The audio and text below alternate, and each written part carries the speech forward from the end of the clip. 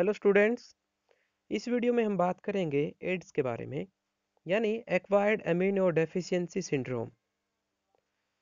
हमारे immune system में कमज़ोरी आ जाती है और हमारा इम्यून सिस्टम इतना स्ट्रॉन्ग नहीं रह पाता कि वो हमारे शरीर में पैदा होने वाले या फिर कहीं से आए हुए वायरस का सामना कर सके, और ये डेफिशिएंसी एड्स कहलाती है।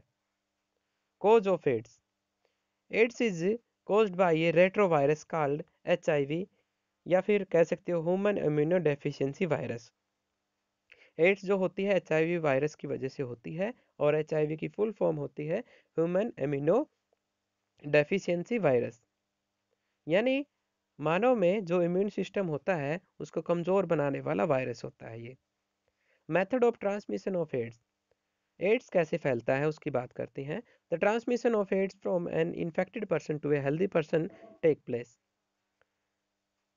जो वायरस होता है एड्स का, वो एक इन्फेक्टेड पर्सन से हेल्दी पर्सन में जा सकता है through sexual contact, blood transfusion, यानी एक इन्फेक्टेड पर्सन का ब्लड अगर हम हेल्दी पर्सन को बिना चेकअप किए चढ़ा देते हैं तो उससे उसमें एड्स होने के चांसेस है। यूज ऑफ इन्फेक्टेड नीडल और ब्लेड्स ईटीसी। यहाँ पर इन्फेक्टेड ब्लेड्स का अगर हम यूज़ करते हैं, जैसे रेजर, एक पर्सन ने दाढ़ी बनाई है उसी ब्लेड से और उसी से आपकी कटिंग करने लगते हैं, तो वो इन्फेक्टेड नीडल कही जाती है या ब्लेड कहा जाता है। This may also get transmitted from infected mother to its foetus. यहाँ पर ये कहा गया है कि जो गर्भवती महिला होती है, अगर उसे एड्स है तो उसके भ्रूण को, यानी कि उसके जो पेट में पल रहे बच्चे को भी एड्स होने के चांसेस होते हैं। तो ये कुछ मेथड्स है जिनकी वजह से एड्स फैलता है। और अब यहाँ पर प्रिवेंशन की बात करते हैं। अगर हमें एड्स को रोकना है, रोकथाम करनी है, तो क्या करना चाहिए? Avoid transfusion of infected blood. हमें कोशिश करनी चाहिए कि ब्लड को बिना चेक किए ना ट्रांसमिट किया जाए एक पर्सन से दूसरे पर्सन में। This can be done bye testing whether the blood is HIV negative और नॉट। पहले ब्लड को चेक किया जाए और चेक कंफर्म किया जाए कि वो HIV नेगेटिव है।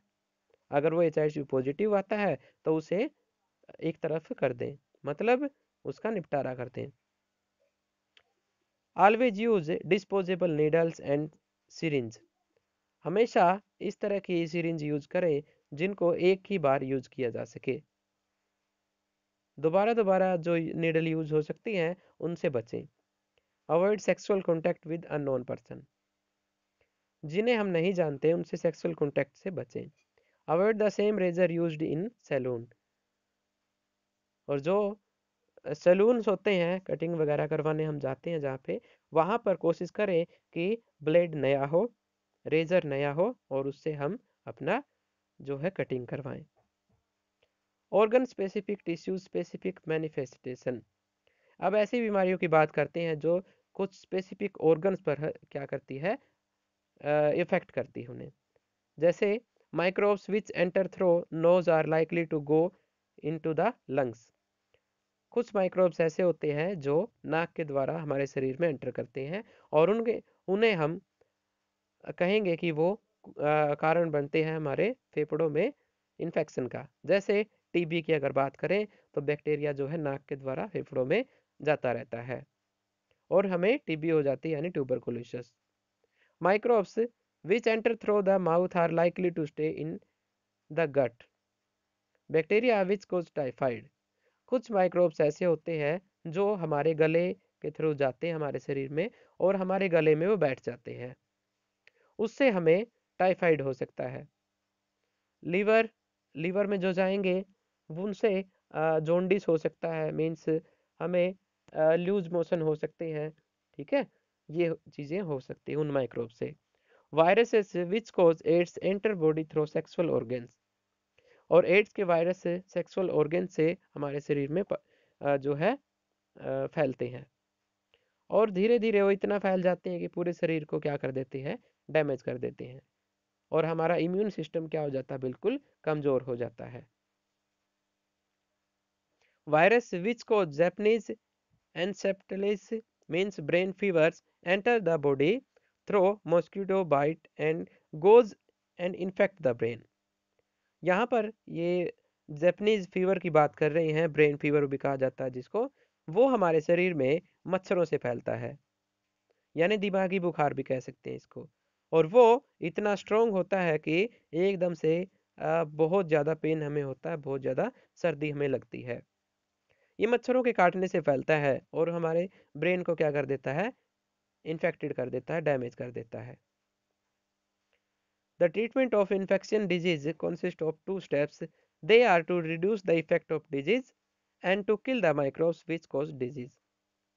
और अगर हम इन्फेक्शियस डिजीज की बात करें तो ये दो स्टेप्स में फैलती है। पहले स्टेप में हम यहाँ पर बात कर रहे हैं कि वो डिजीज के इफेक्ट को कम करेंगे। पहले स्टेप में हम डिजीज के इफेक्ट को कम करेंगे, यानी सिम्टम्स को पहचान करके उनकी रोकथाम करेंगे। और दूसरे स्टेप में हम किल करेंगे माइक्रो ऑर्गेनिज्म को जो उसको फैला रहे हैं। तो पहले स्टेप में to reduce the effect of disease, पहले स्टेप में हम जो डिजीज है उसके इफेक्ट को कम करेंगे। This can be done by taking medicine to bring down the effect of the disease like fever, pain, loose motion etc by taking bed rest to conserve our energy. कुछ बीमारियां जैसे loose motion, fever, pen, ये चीज़ें जो होती है ये normal symptoms देख के पहचानी जा सकती है। और इनमें हमें कहा जाता है कि बेड रेस्ट लीजिए और साथ में मेडिसिन दी जाती है ताकि इसकी इफेक्ट को कैंसिल किया जा सके और हमारी एनर्जी बच सके। दूसरे स्टेप में हम यहाँ पर बात करेंगे to kill the microbes. This can be done by taking suitable antibiotics and drugs which kill the microbes and disease is cured. दूसरे स्टेप में हम वो मेडिकल्स देते हैं जिससे वो माइक्रोब्स क्या हो जाएं, खत्म हो जाएं। एंटीबायोटिक दी जाती है हमें, एंटीबायोटिक, और उससे हमारे शरीर में जो वायरस फैल रहा है उसे क्या किया जाता है, उसकी ग्रोथ को रोका जाता है बिल्कुल, और वो खत्म किया जाता है उसको। और इस तरह से हमारी डिसीज जो क्योर हो जाती है। प्रिंसिपल ऑफ प्रिवेंशन, यहाँ पर हम रोकथाम की बात कर रहे हैं। प्रिवेंशन होता है बचाव। किसी भी बीमारी को अगर हम बचाते हैं अपने शरीर से तो बहुत चांस है कि वो बीमारी हमारे शरीर में ना लगे। मतलब हम यहाँ पर लाइफस्टाइल की बात कर रहे हैं। There are two ways of prevention of infection disease, यहाँ पर दो रास्ते हैं संक्रमण बीमारियों को रोकने के। They are general ways and specific ways, और वो सामान्य तरीके हैं। General way of prevention, public hygiene is most important for prevention of infection disease. भीड़ भाड़ जो होती है उनमें जाने से इन्फेक्शियस डिजीज होने के पूरे चांसेस होते हैं। Proper and sufficient food for everyone will make people healthy to resist the infection. अगर हम हेल्दी डाइट लेते हैं, पूरी कम्युनिटी के हेल्दी डाइट मिलती रहती है उनको, तो वो बीमारियां उनके शरीर में इतनी अक्षमता पैदा हो जाएगी कि वो बीमार नहीं होंगे। अगर कोई पर्सन बीमार नहीं होगा तो बीमारियां फैलना भी क्या हो जाएगी, रुक जाएगी। Airborne disease can be prevented by living in condition that are not crowded. और हवा से फैलने वाली बीमारियां जैसे दमा, खांसी, ये सारी चीजें, कोल्ड भी आ सकता है जिसमें निमोनिया आ सकता है, इनसे बचा जा सकता है। कैसे? अगर हम भीड़ भाड़ वाले इलाके से दूर रहें।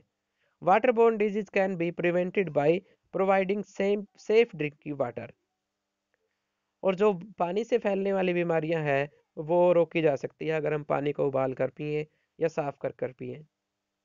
साफ पानी पीने से पानी से फैलने वाली बीमारियां नहीं होंगी। Vector borne disease can be prevented by providing clean environment. और जो मच्छरों मक्खियों से फैलती है बीमारियां उनको रोका जा सकता है। कब? जैसे अगर हम साफ एनवायरनमेंट रखते हैं अपना, तो हम कीचड़ नहीं होने देते, प्लास्टिक डस्ट वगैरह ये नहीं फैलने देते और कचरा नहीं फैलाते, तो उससे मच्छर मक्खियां अपने आप खत्म हो जाएंगी और एक तरह से वेक्टर खत्म हो जाएंगे जो बीमारियां फैलाने वाले होते हैं। Specific way of prevention, there are disease specific measure which are use to fight them. ऐसी कुछ प्रोसेस होती है हमारे शरीर में जो अपने आप नेचुरल तरीके से बीमारियों का जो है सामना करते हैं। This is done by immunisation. हमारे जो शरीर की इम्यूनाइजेशन होती है, यानी जो रोग प्रतिरोधक क्षमता होती है, उसकी वजह से हम बहुत सारी बीमारियों से बचे रहते हैं। This is the process of introducing a weakened pathogen inside the body of the host of to fool the immune system to produce antibiotic against that particular disease. यहाँ पर ये कहना चाहता है कि जो इन्फेक्टेड पर्सन है उसके शरीर में हम कमजोर बैक्टीरिया को छोड़ते हैं, उससे उसका इम्यून सिस्टम क्या होता है, उस बैक्टीरिया को खत्म कर देता है। क्योंकि बैक्टीरिया कमजोर था, क्योंकि बैक्टीरिया कमजोर था इसलिए इम्यून सिस्टम ने उसको खत्म कर दिया। अब इम्यून सिस्टम को यह लगने लगता है कि वो सभी बैक्टीरिया को खत्म कर देगा, तो उसकी जो अ, अंदर से ग्रोथ होती है, मीन्स वो अपने आप को स्ट्रोंग बना लेता है और उसका नेट रिजल्ट देखने को मिलता है कि वो एंटीबायोटिक बना लेता है हमारे शरीर में ही। अपने आप इम्यून सिस्टम हमारा एंटीबायोटिक बना लेता है जो वायरसेस को क्या कर देती है, खत्म कर देती है। इस प्रोसेस को कहा जाता है immunisation. Not only does our immune system fight the disease, but also keep a memory of the incident by keeping those antibiotics in blood. हमारा शरीर एक बार किसी बैक्टीरिया को खत्म कर दे तो वो उसकी पहचान भी कर लेता है और उससे रिलेटेड एंटीबायोटिक हमारे ब्लड में क्या रहती है, फिर प्रेजेंट रहती है। और एक तरह से हम कह सकते हैं कि एक बार जो बैक्टीरिया हमारे इम्यून सिस्टम ने खत्म कर दिया, हम लगातार उसको फिर खत्म करते रहेंगे और उस बीमारी से मुक्त रहेंगे। Thus, next time, even if disease will strike the host body with full vigor, the body will be able to protect itself with the help of these antibiotics. इससे होगा क्या, अगली बार जब वो बैक्टीरिया बॉडी में एंटर होगा तो antibiotic जो ब्लड में प्रेजेंट है उसको वही खत्म कर देंगी। This is also the basic law followed by vaccination programmers done for infants. यहाँ पर ये कहता है कि जो साइंटिस्ट होते हैं, जो मेडिसिन बनाते हैं हमारे शरीर के लिए, एंटीबायोटिक बनाते हैं, उनके लिए भी जो बेस प्रोग्रामिंग है वो यही है। वो हमारे शरीर में कमजोर बैक्टीरिया को एंटर कराते हैं और उससे हमारा शरीर एंटीबायोटिक बना लेता है और फिर हम बीमारियों से बचे रहते हैं। यहाँ पर कुछ लिस्ट दी गई है जो बीमारियां हैं, उनके साथ साथ फैलने वाले और फैलाने वाले जो दोनों प्रोसेस है यहाँ पे बताई गई है। जैसे मलेरिया डिजीज के बारे में, कौन है इसको फैलाने वाला, प्रोटोजोआ है। और कैरियर कौन होते हैं इसके, फीमेल्स एनाफिलीज। यानी अगर हम यहाँ पे बात करें तो मादा एनाफिलीज जो मच्छर होता है वो इसको फैलाता है। कॉकरोच भी इसको फैलाने में हेल्प करते हैं। मीन्स हमें इन दोनों को खत्म कर देना चाहिए अगर हमें मलेरिया से बचना है तो। टाइफाइड बैक्टीरिया से होता है और इसमें वही चीज़ें हेल्प करती हैं फैलाने में इनको, मच्छर, मक्खियाँ, कॉकरोच इटीसी। वायरस जो एड्स वायरस है उसका हमें पता है एचआईवी की वजह से फैलता है और इसके लिए भी सेम प्रोसेस होती है और बहुत सारे फैक्टर हम पहले भी इसके पढ़ चुके हैं। डेंगू की अगर बात करें तो ये वायरस से फैलता है और एडिज मच्छर से फैलता है। ये मादा एनाफ्लीज नहीं है, ये मादा एडिज मच्छर है और ये स्पेशल टाइप का एक मच्छर है, छोटा सा होता है और इसकी वजह से क्या होता है, डेंगू होता है।